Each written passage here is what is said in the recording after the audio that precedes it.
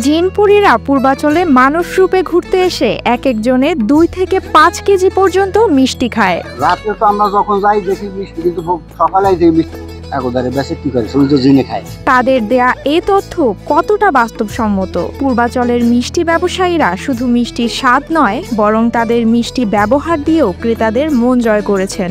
ভাই খেলে ভাবি খুশি, তার নাম বালেশ মিষ্টি, একটা খাইলে একটা ফ্রি। যে কোনো দিন যে কোনো সময় চলে আসবে নোয়াখালীর সুস্বাদু মুসলিম মিষ্টি ঘর। এখানে অফার আছে, একটা খাইতে পারলে একটা ফ্রি। কেউ যদি বালেশ মিষ্টি একটা এখানে তারা খাইতে পারেন, আর একটা সম্পূর্ণ ফ্রি। পূর্বাচল নতুন শহর প্রকল্পের নীলা মার্কেট হাঁস চাপটির জন্য আলোচিত এলাকা হলেও এবার জিনপুরীদের আনাগোনা ও মধ্যরাতে কয়েক মন মিষ্টি খাওয়ার ঘটনা বেশ সাড়া ফেলেছে। স্থানীয়দের ধারণা, মানুষের পক্ষে এত মিষ্টি খাওয়া সম্ভব নয়। অনেকে আসে ভাইজান রাত্রে 10টা 11টা 12টার মধ্যে, 12টার পর অনেকে আসে একসাথে 2টা 3টা বালিশ একজনে খেয়ে ফেলতে পারে।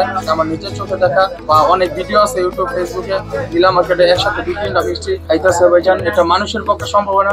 3টা মিষ্টি প্রায় 4.5 কেজি প্লাস আছে। 4.5 কেজি মিষ্টি একসাথে খাওয়া সম্ভব না কখনো একটা মানুষের সম্পর্কে। তো এর জন্য আমরা বলি যে নীলা মার্কেট অনেকে জিনপুরি আসে মিষ্টি খায়।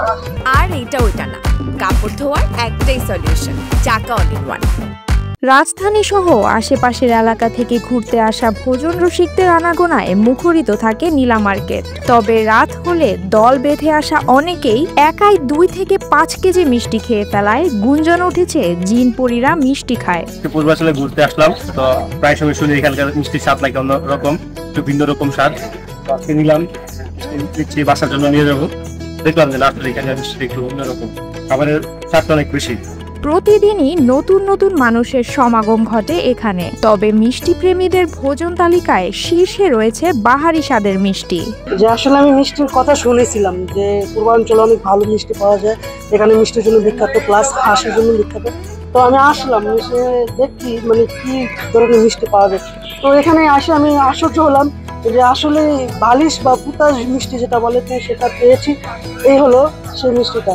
আর আমি মানে খেয়ে দেখতে চাই যে এটা কি আসলে কত মজাদার। বা তো আমি আসছি দেখতে, আর দেখবো, ঘুরবো, প্লাস মিষ্টিও খাবো। নীলা মার্কেটের মিষ্টির স্বাদে মুগ্ধ ক্রেতারা। তাদেরও দাবি, মানুষের পক্ষে এত মিষ্টি খাওয়া সম্ভব না। অবশ্যই জিনে আসে, অবশ্যই খাই যায় মনে হয়। এটা যেহেতু মনে করুন মানুষের পক্ষে একটা মিষ্টি খাওয়া সম্ভব না, বুঝলেন না। অবশ্যই হয়তো দিন খাই যায়, দুইটা হয়তো খাওয়া পক্ষে সম্ভব, কিন্তু আমরা মানুষের পক্ষে একটা মিষ্টি গোটা খাওয়া সম্ভব না।